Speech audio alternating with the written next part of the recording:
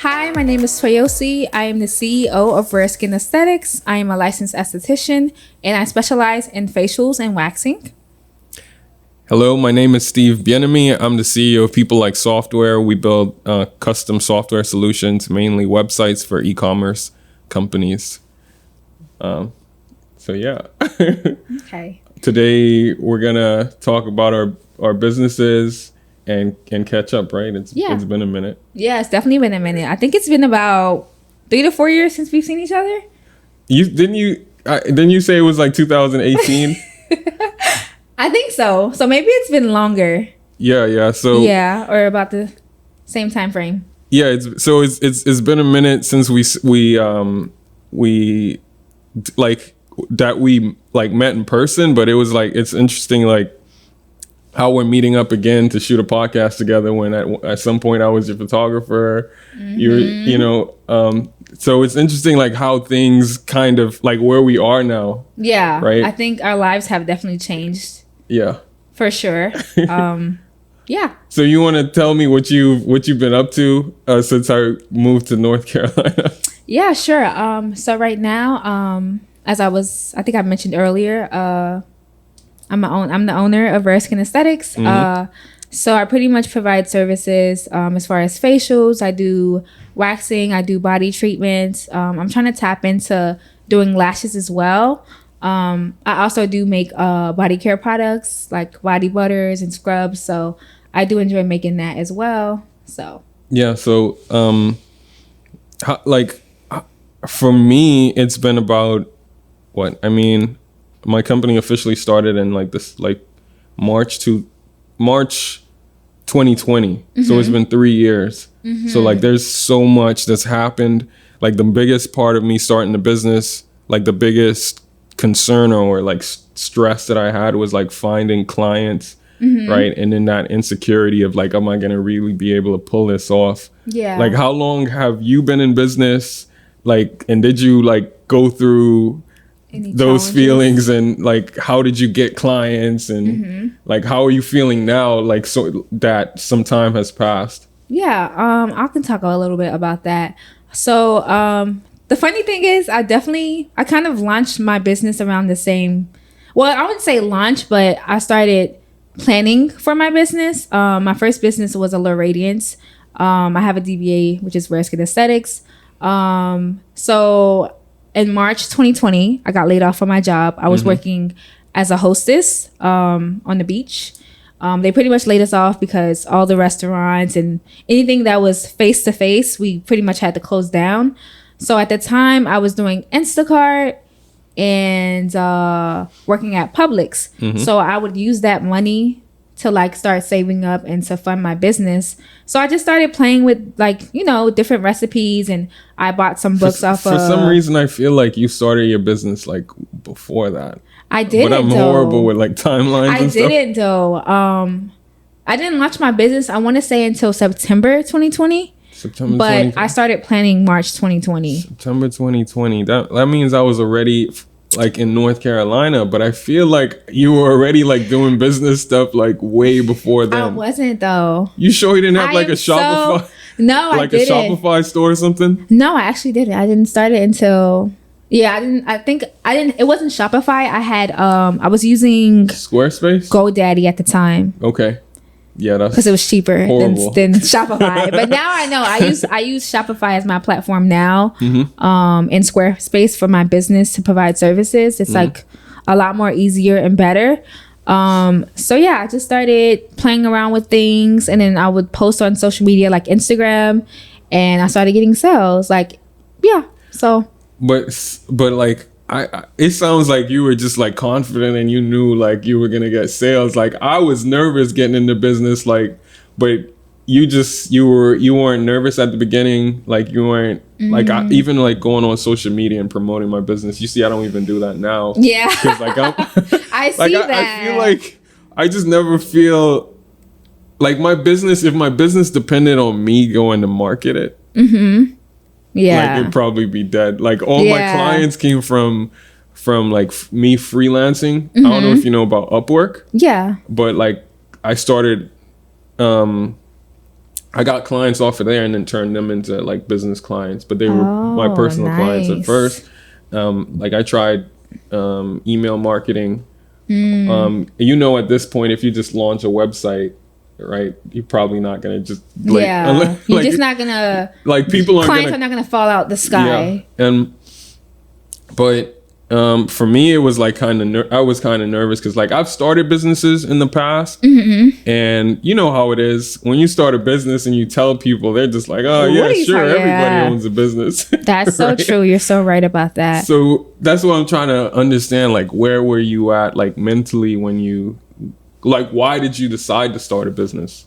Honestly, you said you lost your job. Yeah, right? I got laid off. So initially I was kind of, getting unemployment, and they were sending the checks were nice. Yeah. Then I think I was unemployed for like 2 months though, or like a month. Yeah. And my mom was like, you should sign up for Instacart. And I'm like, okay, I'll check it out. Cause I had a car and I just started doing Instacart, and then I started working at Publix, and I used that money to fund my business. I definitely wasn't nervous when I first started. Now I have those doubts. Like 2 years in, I definitely have those doubts now. Yeah. With the business, because I have to like I have an actual office space where I have to pay rent every month to do those services. No, but that's good. That means you've grown though. Yeah, exactly. So like before, I really wasn't nervous because I'm like, it's gonna be online. Like even if I lose all money, at least I don't have to pay for an actual space that I have to pay every month. I haven't even actually moved into a space. Like I have 5 employees right now, and nice. like actual like contractors, but everybody works from home. Oh, okay. You save money though that way, right? Yeah, and it's like, I don't know. I like to roll out of bed and start working. I don't want to go to office. Yeah. But it's definitely a risk that you take getting a space for sure. But you've been able to like maintain the space and stuff like that. Yeah, for the most part. I mean, sometimes there are slow months. Yeah. Initially, I was doing it at home in my living room. Just to so I could start saving up money. But I didn't have no choice but to get the space because I feel like people weren't taking me serious. Okay. Like you had the going to get a service. You had the boss up at someone's house. Yeah, so I had to boss up for sure. Put some respect on my girl's name. Exactly. So it's been a blessing. And then there's times, there's like slow months for me. So I'm still learning. I've owned Allure Radiance for 2 years now. Initially, it's the funny thing is when I launched my business, I sold for only a month, and after that I stopped selling. Why? It's just like it was a lot going on in my life. I was dating someone I was not supposed to be dating, and it was a lot of toxic stuff going on in my life. So I took a pause, and then I relaunched it April 2021. So you're saying... So I took a year off.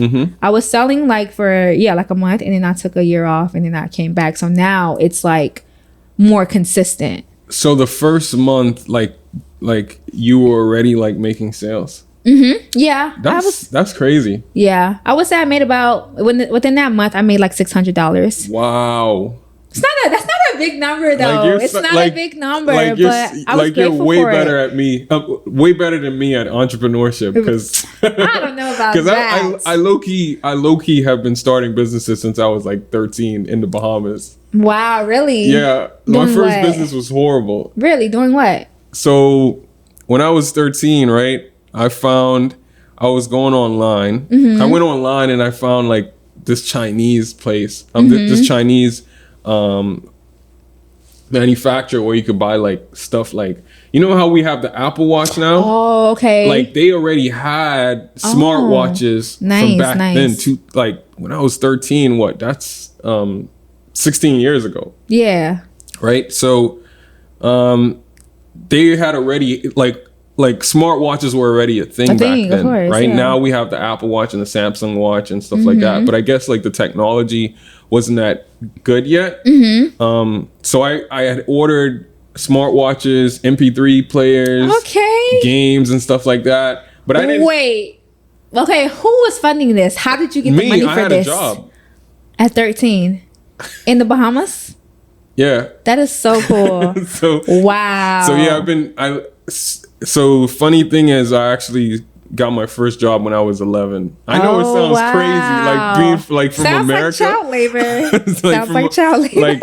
Like yeah, like if you look at it from an American perspective, it sounds crazy. But like back in the Bahamas, you could actually, a lot of kids had jobs. Like you could work like at a grocery store, like bagging people's groceries and stuff. That is so I know cool. It sounds crazy as hell. But no, you'll be so surprised because like there's like teenagers in high school selling shoes and reselling sneakers and making bank off of it. So yeah, I wish I thought like that. It's definitely possible.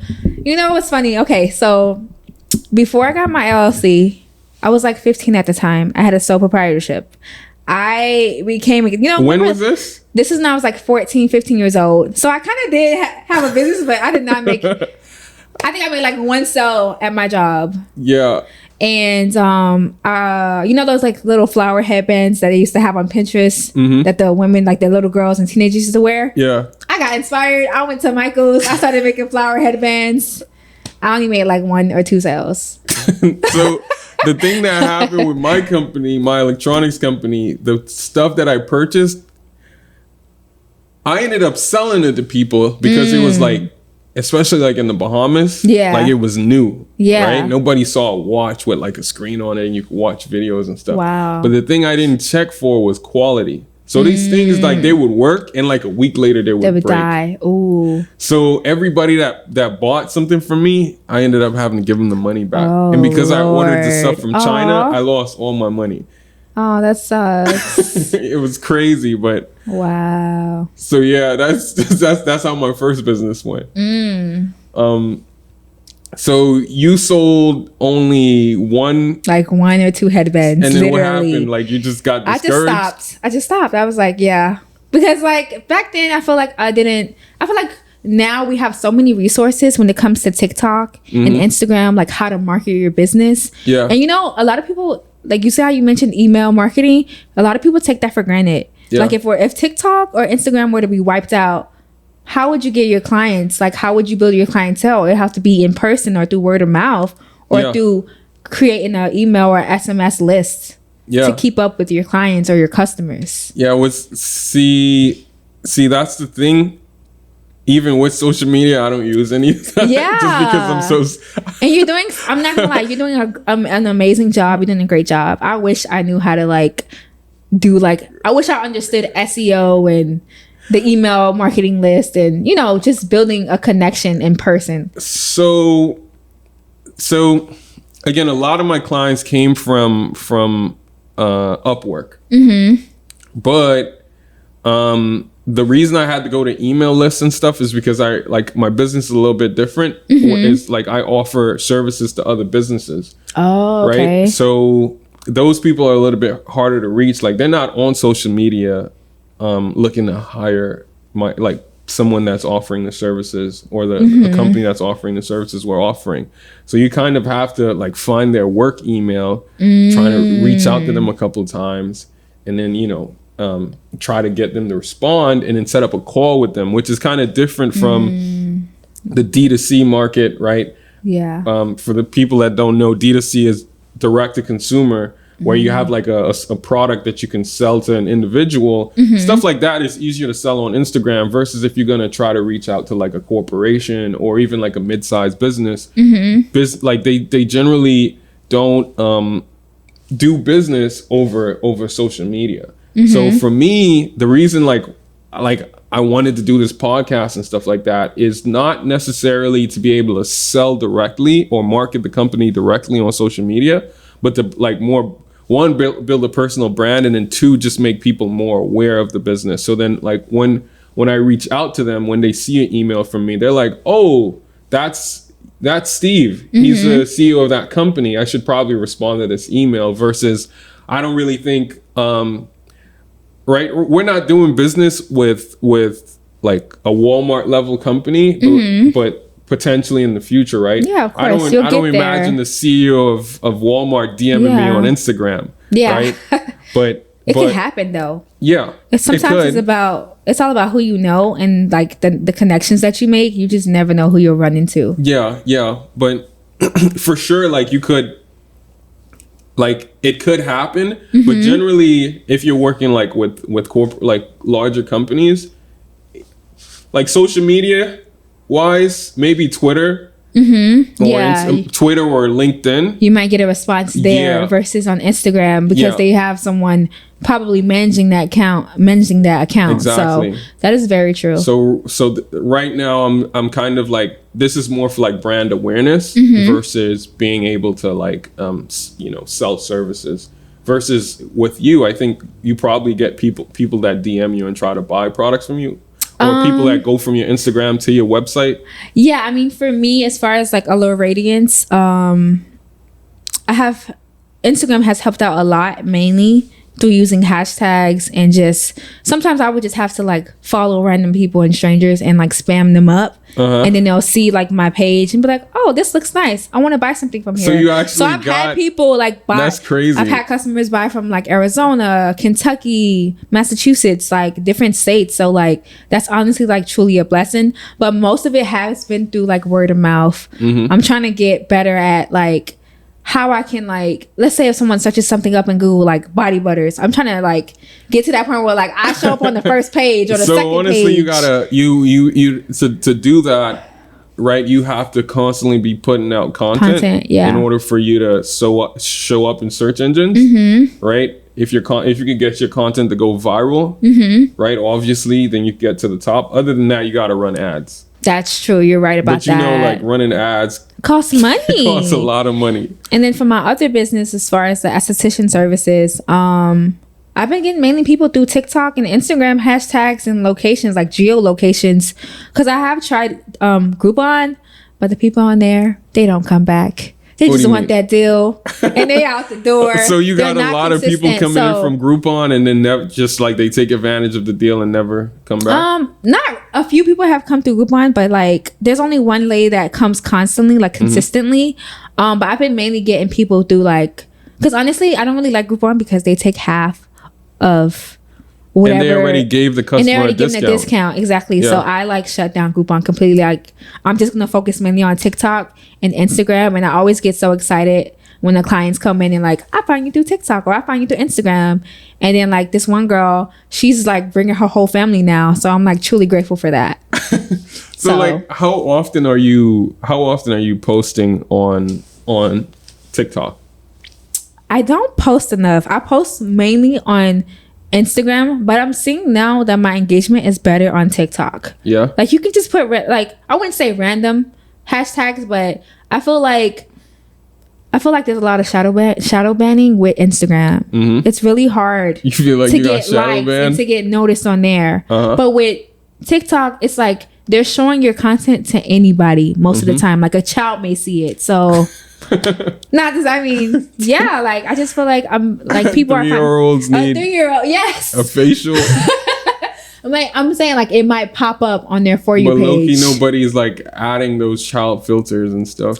Yeah, so I think TikTok needs to work on seeing that. all types of inappropriate things, exactly. But I mean, my content is not inappropriate. But no, I'm not. I never said that. I meant like they would see content about facials and stuff like that, right? Yeah. Even though they're a kid, and it's probably irrelevant to them. But yeah, I mean, I always make sure I put like Broward esthetician or Miami esthetician or things to do as my hashtags, just so like when people are searching it up, like I pop up. So.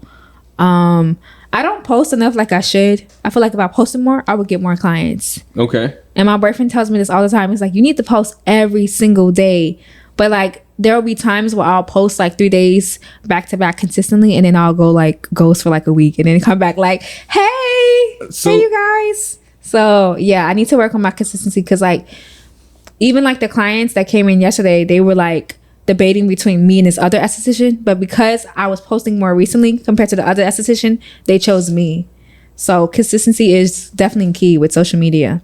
What's funny about that is like since I moved to Florida, I was looking for a barber.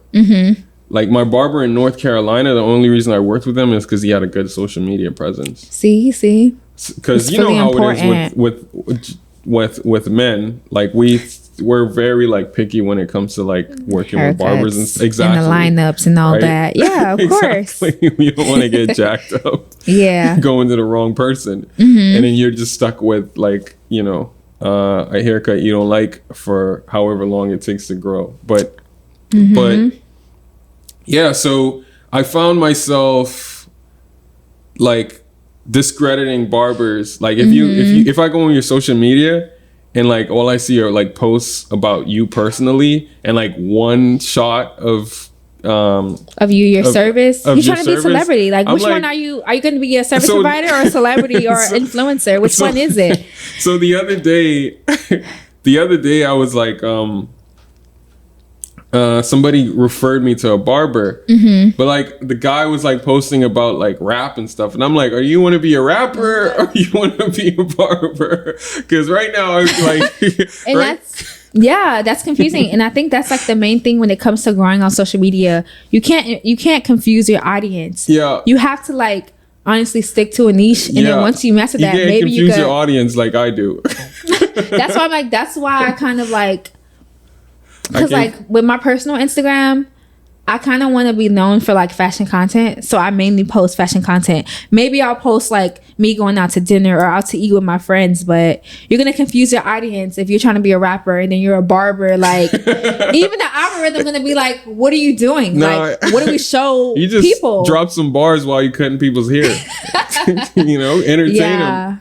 And that's why I kept my business separate. Because at first I was like, maybe I should do my skincare page with my aesthetics page. But I don't want to confuse the two. Yeah. So I have like my own, like the products page with the skincare products. And I have the aesthetics page separate. And I have my personal Instagram separate. Yeah, as I speak, I'm making fun of these people, but I realized like I did the same thing. Like my Instagram was literally like, okay, I'm a photographer, right? And then like I abandoned Instagram for like really months. Did. And then you changed your name. And then I changed my name. Like, hey, it's me. It's a new person. Yeah. So I was like, at first I was like, okay, maybe I should keep the name because it was photosynthesis, right?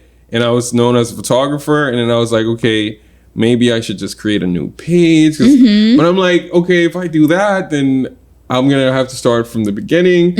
I was just like so, conflicted. Yeah. Anyway, in the end, I just decided to just change it, right? And you're like, you sound like you didn't like it. No, I honestly don't mind. I kind of got that feeling that you retired from photography. Yeah. How about we talk about that? Let's tap into that. Like, when you were in college, like, was photography like a side hustle for you, or did you see it as another like business? Since like the ones in Bahamas, they failed. You're like, let me tap into this, because sometimes you have to try different things until you find something that sticks and works for you. Yeah, that's a good question. You know why? The reason I got into photography was because I wanted to start a t-shirt company. But what? That is so random. No, okay, so I had this idea, right? I was gonna make t-shirts, but I don't know, like I don't have any artistic skills, like graphic design skills and stuff. So I thought like, okay, I could take pictures, and then like so I was gonna take pictures and then make photos with, make t-shirts with that. And then I just ended up starting taking photos. And then before I knew it, I was doing videography too. Yeah. And that's how I met Jalissa, who's recording us today, right? Which is crazy. Like, so, I ended up like ditching the t-shirt company, and going full blown like, okay, now I'm gonna be a photographer / videographer, maybe do some content. Remember my friend Lino, right? Yes, Lino was doing YouTube. He still does YouTube, but less consistent. But he has to work because he has to work for you. That's why we work together. Yeah. Okay, I don't like to say people work for me. Yeah, but we work together. Okay. And yeah, both of us are busy, and like all the time, like I actually call him. I actually called him last week, and we shot like a podcast just like randomly. Nice. We're probably never gonna post it because we look crazy, dusty, and crusty. Yeah, I'm just messing with you. Like I came from North Carolina. Yeah. I didn't have a lineup. My hair was outgrown. Like I didn't have a lineup. Your locks was not neat. My locks weren't neat. I was just looking crazy, and it was late at night. It was just like for the sake of getting some content out there, because we're always talking about it. Lino grew channels to like 50K followers. Yes, and he has a lot of what? And he's done it over and over and over again. And then yeah, it's amazing. I don't know, like he'll grow a channel to a certain level. And then he'll just abandon it. And then he'll be like, oh, I don't like this anymore. Let me start a new channel, which is crazy. Which is, honestly, that's cool because you can generate revenue in 2 different channels. Like there's a guy I watch on YouTube. He abandons the channel. That's true. Because there's a guy I watch on YouTube. He has 2 different channels and a Patreon. Yeah. So he makes money from both accounts, literally. Yeah. So as far as photography, like, was it a side hustle for you, or it was just like no? It was gonna be my thing. Like I always wanted to own multiple businesses, but I never really I could be walking around just having a conversation, like the wheels always spinning. I'm like, oh, okay. This thing could probably be a business. Like I was literally telling you before we started the podcast, right? I'll go like meet up with my cousin, get them hyped up on like some business idea. Yeah. And then I get like super busy. Yeah. And they're like, yo, didn't you say we were going to start that business? Yeah. Right. So it's like, I'm always thinking about like ways to make money. Cause I'm like, oh, why didn't somebody do this? Why didn't somebody do that? Right. And it's like, or I wish somebody was doing this. Right? Yeah. And so photography just happened to be that thing. I was like, okay, I think I could do this. Obviously, it didn't work out. Life got in the way. Yeah. It wasn't a relationship situation like you know, apparently you had a little drama going on there. Yeah. Okay. Because for me, I'm like a hopeless romantic. Okay. So whenever I'm having issues in my relationship, it affects my mood. It affects my work. So I would love, like, I need a partner that's like not stressing me out, solid. Yeah. They have good intentions. So that's an interesting like aspect of being a business owner, right? People don't know like how much of an emotional like toll, like mental toll it takes to like run a business. Like you have to like give it your everything. Exactly. And then when you have people around you that aren't giving you the like right, the love energy, or the support that you need, or the right energy. Exactly. Sometimes it affects you. Yeah. It makes you doubt sometimes it does affect you. Well, yeah, it usually affects you. Makes you doubt yourself sometimes. But then you realize like all these motivational people or business owners, people that are successful, they're like, oh, it's lonely at the top, etc. You realize it's like, okay, it really is, because nobody truly understands like what entrepreneurs do, like what we go through. I mean, you're low key like, it's slightly different from like being an artist or somebody create, like who wants to do something creative, but in a sense they're similar because you're taking a chance on something. You're taking a chance on something that is not like, that's risky. It's like, very risky, especially like I don't come from a family there's no entrepreneurs in my family. Exactly. So everybody's like, oh, everybody got an LLC. Everybody got an LLC. I was gonna say something, but go ahead. And everybody was speak what they were signing up for. The PIP, what's it called? Oh, the loans, the PIP loans.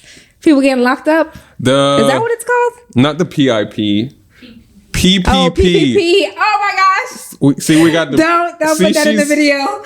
Everyone was signing up for those PPP loans. I definitely didn't sign up for that because I'm not going to jail. She's low key the videographer and the producer because she saved like. Yeah, girl. I mean, thank you. Right? Like she's like, oh, say this. Like, okay, PPP. Yeah, PPP. It was gonna take me a second to. To like remember what the name was. So thank you for acting like our producer also.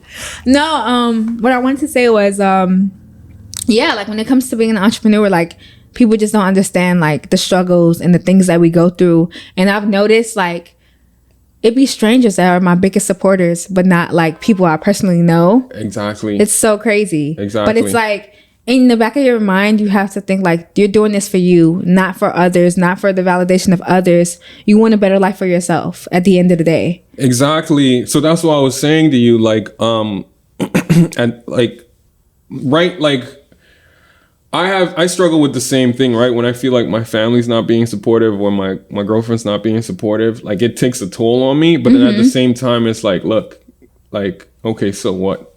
Yeah. Like I want this. Like I don't want to have a job. Yeah.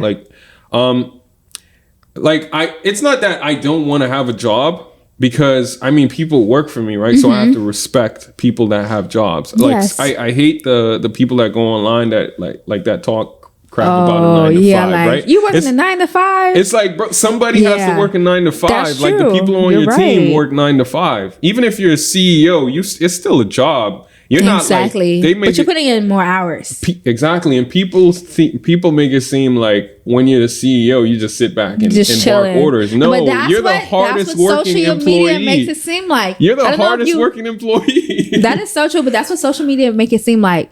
Like on TikTok, they just be like, "Oh, I just woke up out of my bed and I just made $1,000 doing nothing, pouring a cup of coffee." Exactly, and it's like, sometimes I could quote make money while I sleep, but 90% of the time you still have to do the work. Yeah, and even if you hire people, unless like you paid top dollar and hired people that already know, like that have already been in the industry, if you're training people, you have to make decisions. People are gonna ask questions.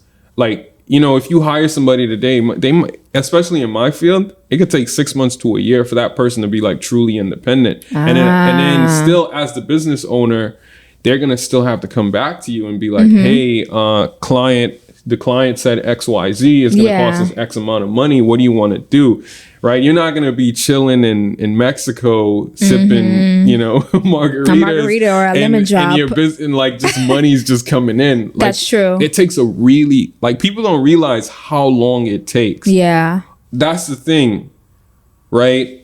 About not getting support. A lot of people just think that like in a year you're gonna be making millions of dollars. When if you look at companies like really big how long companies, it takes them to build, it could take 5 to 10 years for that company to really start to like mature and I mean like Amazon, all those big companies. Yeah, they weren't making money. They weren't making money off the rip. Like. Yeah, of course not. They had to borrow a whole bunch of money. Yeah, that's true. You're right. But and it took them time to get there. Exactly. I'm sure they were working for a company and then they started, starting like those ideas in their 30s and 40s. I think the owner of Mary Kay, I think she was like in her 50s or 60s, or I think she was older than that when she started Mary Kay. Yeah. So, I mean, I don't know about Mary Kay, but I know like Jeff Bezos had a job on Wall Street, I believe, for a while before he switched to Amazon. Right. So it definitely sucks to not have that support. Yeah. And especially if you're thinking about like what people's expectations are and you start feeling the pressure of like, oh, I've been doing this for a year and it's really hard. And, I don't have that much clients and I'm working all these hours. You start getting those negative thoughts of in your like, head. Oh, maybe I should go get a job. Right. And then if you don't have the people that tell you keep going and they're like, you're wasting your time. Exactly. It's tough. But you definitely have to like believe in yourself and not. That support system. You gotta really want it. It can't just be like, oh, I don't want to work a 9 to 5. No, you have to. I tried working a 9 to 5. I hated every single boss I had. Oh, really? I never lasted a year. Yeah, I wanted to talk about that. Like, what made you?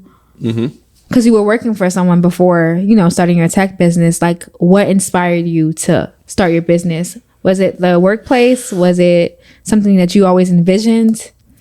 So, again, I've always wanted to start. I've always been the person that wanted to own a business. I didn't see myself working 40 years for a company and then one day retiring. I don't know. It's one about like it's for me. It's more about like freedom. And then I also always look at it like, okay, this person owns this business. What is so much better about them. Versus me. Yeah. Why can't I do it?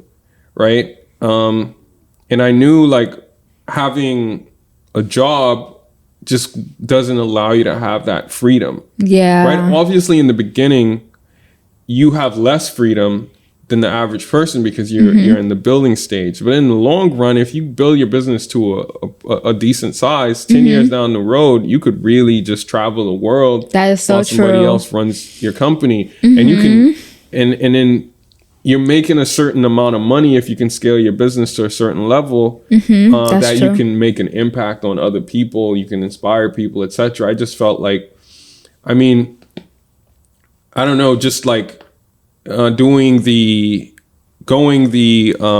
safe route, working for somebody for 40 years, however long until retirement. It just never doesn't make any appealed to sense. me. And I just feel like I'm super impatient. I like to, like, if I'm at a job and I don't like how things are going, or like I don't like how and I want to make a change, it always frustrated me because you have other people in the mix and other people's opinions. So not to be like big-headed, but I always felt like, my boss is dumber than me. Like, why? So you wouldn't have even been satisfied with a senior position? Not even with a senior position, because somebody's always on the top, right? So like at my company, I always try to reflect to be like, am I being those bosses that I hate? Am I being the boss that's not paying attention to details and asking my employee the same question over and over? Am I making decisions that don't make sense, that are screwing over my employees? Or am I giving suggestions that aren't helpful and that my employees low-key rolling their eyes after they get off the call? Because I don't want to be that guy. But that was always me. Like, I was never happy at any job that I had. Oh, really? And I've never like made it to the 2-year mark at any company until I started my own company. It's 3 years now. Obviously, business is hard, right? But I want to keep going. Like I don't see myself going to work for anybody else anymore. Okay. But the reason I feel like during the pandemic, it presented an opportunity for people to just do whatever they want. I know so many people. I met so many people that started businesses during the pandemic. Even my boyfriend started his business during the pandemic. Exactly. I mean, obviously, a lot of people didn't make it, right? That's true. We're here, right? But we're here. And my condolences to those people, but try again. Yeah, try again, exactly. But the pandemic, because people had more free time, it gave them the opportunity to invest in themselves. Exactly. Right? And then, those Uncle Biden, dropped a couple of checks. You didn't get a check? No, it wasn't Biden. It was Trump. You mean Uncle Trump? Biden didn't drop no checks. It was Trump. Okay. Whoever was the president. Yeah, Republicans always, Okay, look out for their people. Well, I don't know. What are you saying? I'm one of their people. Hey, I might, when it's tax season, I get a little Republican. I feel like Republicans, they lower the taxes for sure. Republicans lower the taxes. When Democrats get in that, I'm like, Trump kind of sounded better. Exactly. When Biden's in there, you ain't getting that much money back. But cut this out.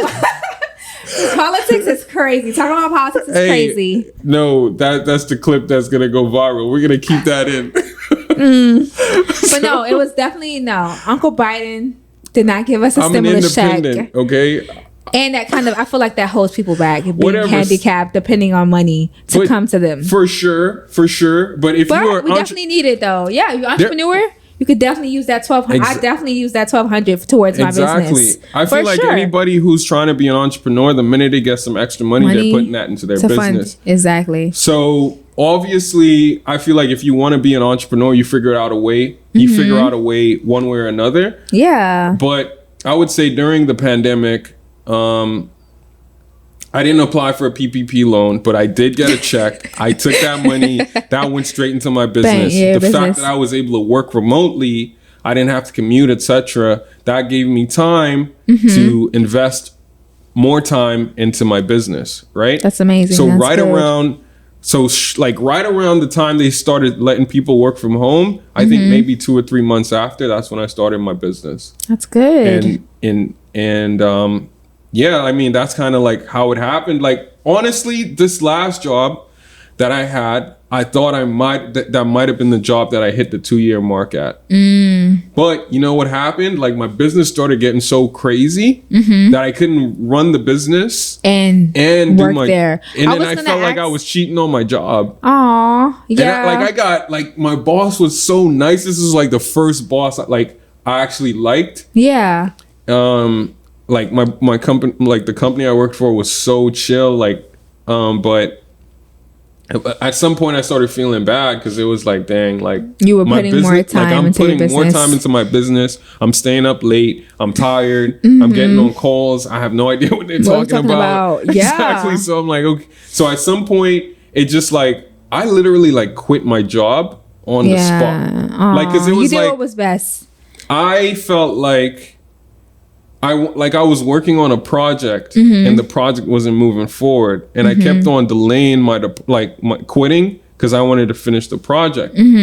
But I was just not like I didn't have it in me anymore to get the project done, and I just felt bad about staying on because like mentally I had already checked out. Yeah. So one day, like I just called my boss and I was like, "Hey, I can't do this anymore. Like I have to quit today." Yeah. Which was crazy because I'm as a software engineer, like they can't replace you the next day. Yeah, it's not you like getting paid salary and you're like important to the company, and there's right? stuff in the company that only I know, like stuff that I built that doesn't like it's gonna take somebody else like a few months to catch up on. Yeah, that's true. But I couldn't do it anymore. It was like either I'm gonna screw up my business and lose my clients because I want to make my job happy, or I need to quit the job.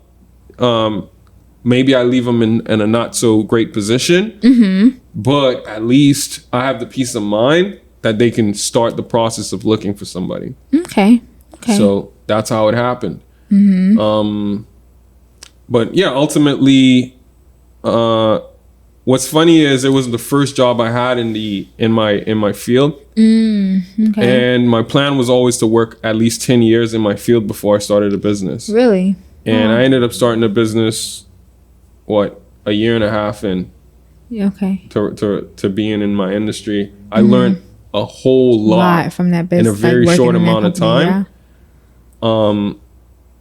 And I just felt like, I didn't need the job anymore. One thing I will ask, what was I gonna say? How long did it take you to like quit that job to where you felt secure to like, okay, I can depend on my business to pay my income, I can depend on my business to pay my bills and I'm set. Like, did you have enough saved up like before you quit that job? Saved up? Or to like just to make it through? I had just started seeing some decent money, like decent size invoices. I think like at that point, the largest amount of money I had made in a single month, probably like around 15K ish. Nice. So I didn't have a whole lot of money saved up, but at the same time, I just felt like I had to take the chance. Like I felt like I had to seize the moment. I mean, it worked out. Yeah, it definitely did. I was scared, but then I felt bad about staying at my job without doing my job to my fullest ability. Obviously, I was doing my job, but like I came from being like a top performer. Everybody can depend on me to being like, they were probably starting to question like, who is this guy? Yeah, like who is this guy? Yeah. He's still doing his work, but it's not like outstanding anymore. And so it was my conscience, and then it was the fact that I felt like if I didn't jump at that point, then my clients wouldn't get the service that they needed, and the business wouldn't be able to grow. How are we doing on time though? Yeah, I mean, eventually you had to sacrifice one of those things. Exactly. And I think that's something I struggle with too. With me working at the hospital, I thought I wanted to become a physician assistant. I thought I wanted to do nursing. But I'm at that point where like I've mentally checked out. Like I I like pour more into my business, honestly. But of course, I'm still gonna do my job and show up on time and do what I have to do. Yeah. At the end of the day, it's just like you're not the superstar that you once were, right? Yeah, pretty much. So the question is, like, when do you think you're gonna make that leap? I don't know. I feel like I'm still in the baby stages. Like my business is still in the toddler stage. I'm still trying to figure out how I can make enough income where I can quit my job. Okay. So. Okay. But still learning. Is the revenue continuously growing, or is it like steady right now? I mean, like I was saying before, like like some months are slow, some months are really good. I'm just trying to, like, I have a number in my head how much I want to make a month. To the point where, like, okay, I can quit this job and I'll be okay with this. But of course, I definitely want to have a little bit of a cushion and some money saved up just in case there is a slow month. Yeah. Because with esthetician services, there are like slow months for sure. That's the scary part. Right. I'm at the phase where like I've hired employees and it's not just about me not being able to pay myself anymore. You have to pay them too. It's like, I need to make sure that I can pay my team. Like, honestly, like, as far as the hardest transitions for me as a business owner is like taking that responsibility, like taking the responsibility of, you know, telling someone, hey, you're going to leave your job at this company that's an established company and work with me, a startup, which is risky. Which is less than 3 years old, right? So, you know, thankfully, it's worked out to this point. I still like worry about that. Yeah. But you know, I've been able to successfully make payroll, for, you know, every week. Oh, that's a blessing. I've been able to give people raises, right? I came from just paying myself. I think I want to work for you. Right. I came from just paying myself to now paying a team of 5 people. And then what can I say? Like, you know, it's scary, but the risks have paid off. And now I'm like starting to have more confidence in myself, right? Yeah, you're doing an amazing job for sure. You know, I'm starting to have more confidence in myself, starting to give away more of my work, like to my team and trust them. It definitely takes it takes a lot of trust to give someone control, to give people control, because the truth is they're going to screw stuff up. Yeah. And you just have to be like, am I willing to deal with the risk of them messing something up and then having to clean it up? To fix it, yeah. In order for me to grow, or am I just going to be paranoid, and never hire anybody, and then not grow? You know, it's so funny. Not to bash on Tyler Perry, but Tyler Perry, he writes a lot of his stuff and he doesn't like to have a writer's room. And I think I read something where I think Oprah was willing to help because she makes really good scripted shows, and he was like, nah, I'm good, I'll write everything on my own.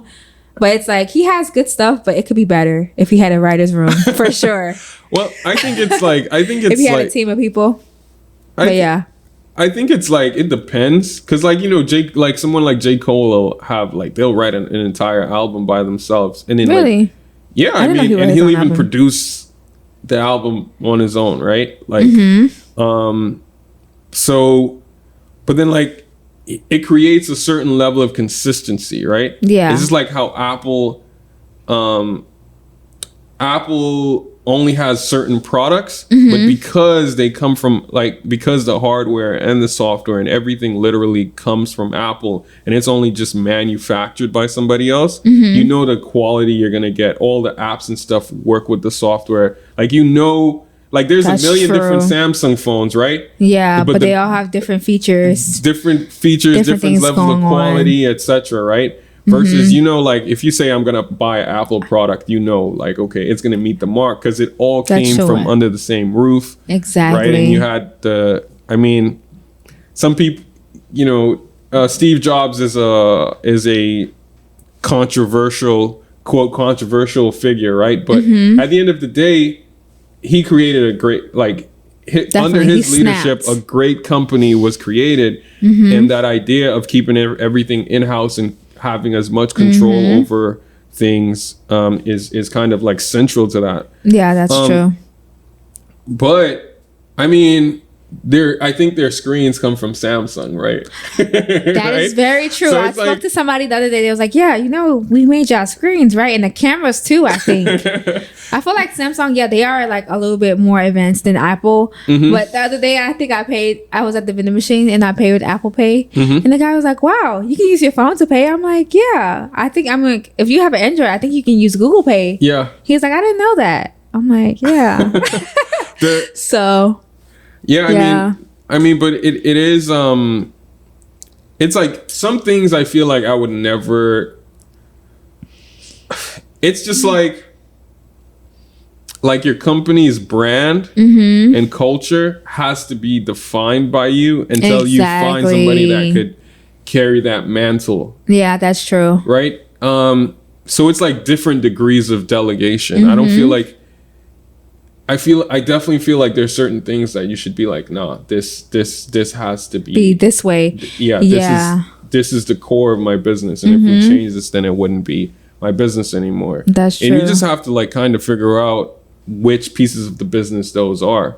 Because it can't be everything. I agree with you. I hate Tyler Perry movies. It's Tyler Perry. Like, it's a show he made. It's called Sisters. I guess it's supposed to be like a great value version of Girlfriends. Yeah. So it looks like it has good potential. It's just the acting is just I don't know if it's the acting or the writing, but yes, like if he had a team or both, it could be both. But if he had a team, it would be so much better. But just to like go back on what you were saying as far as like how you want certain things, I remember my dad. He was like, because like I pay my suite rent on my own, like no help, and he was like, how about you like get a suite with someone and share it with? And I'm like, no, I don't want that, because then I have to like come in on certain days and they have to come in on certain days. And like, what if my clients can't meet those days? Yeah. And then even like with my skincare business, like I wouldn't mind collaborating with someone, like maybe someone that sold candles and I come out with a butter. We have like the same scent and like split the money. But for me too, like I like things my way. So even if I were to hire somebody under my business, if they were to mess up, I'm an emotional person, so I'm gonna have to have a conversation with them. Because then you feel like it's affecting you. I might have to fire them because. But that's the thing, like that's how I am too. Yeah. Especially in the beginning, like I feel like your business is tied to your identity. So it's like if something goes wrong in the business, you feel it personally. Like you failed. You feel it personal. Like why would they do that? Yeah. But you have to realize that we're not the same. Everyone's unique, and everybody does things a certain way. But that's the thing. It's like, maybe it's you being protective, but maybe you're right. Right? Everybody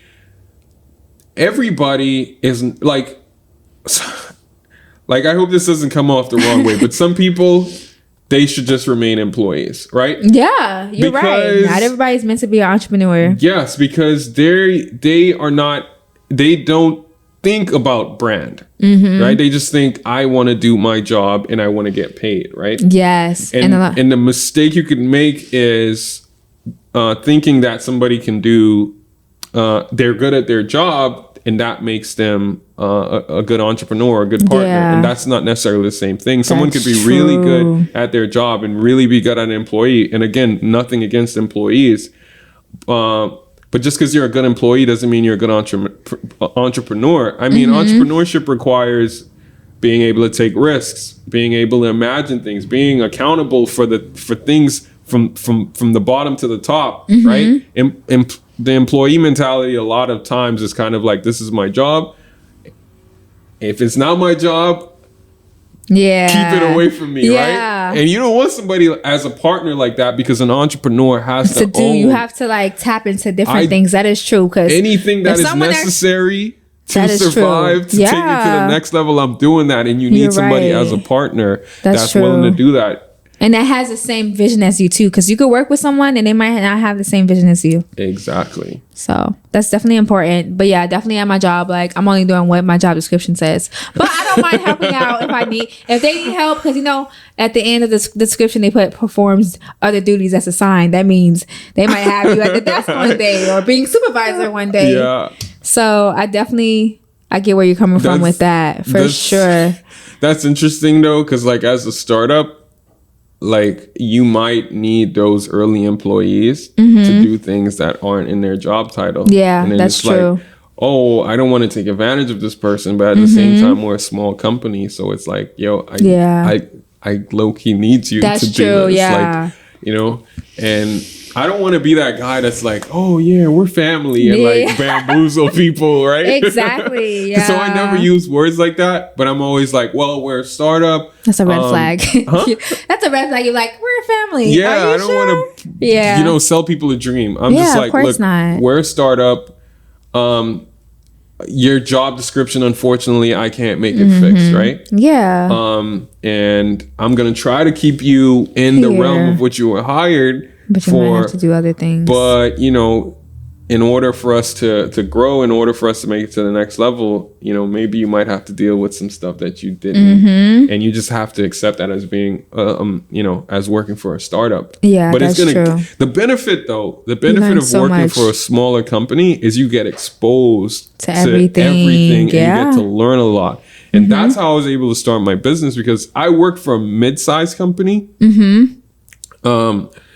Which meant I was a software developer, but I was in charge of a lot of things, and I got to speak to the CEO, got to see how decisions were made. I spoke to the marketing director, etc. Versus if I worked at like Google or something, they just you would never, and then they'll lay you off, changing the colors on the search bar, and you wouldn't even know why they did that.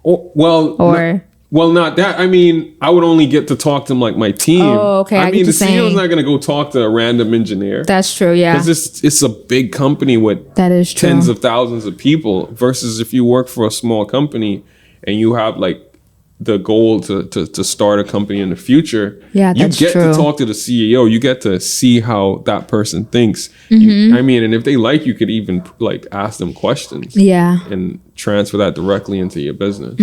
That's true. My brother actually works for a tech company. And it's like I think it's like 10 or 15 of them. And he started off doing help desk, but they started making him do extra work. But it came with like a salary.